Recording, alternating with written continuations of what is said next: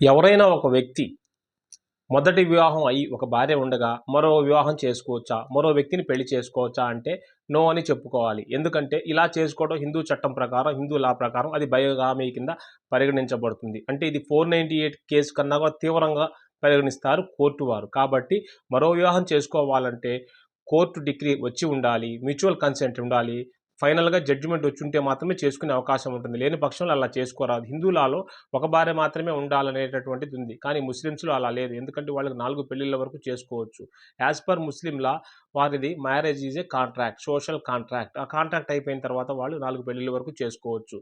వారు ఆ మ్యారేజ్ రద్దు చేసిన సమయంలోనే వాళ్ళు రాసుకుంటారనమాట. మేము మెహరు, డబరు ఇస్తామని చెప్పేసి. అది ఇచ్చేసి ఆ డబ్బులు కట్టేసి రెండో పెళ్లి చేసుకోవచ్చు వెంటనే.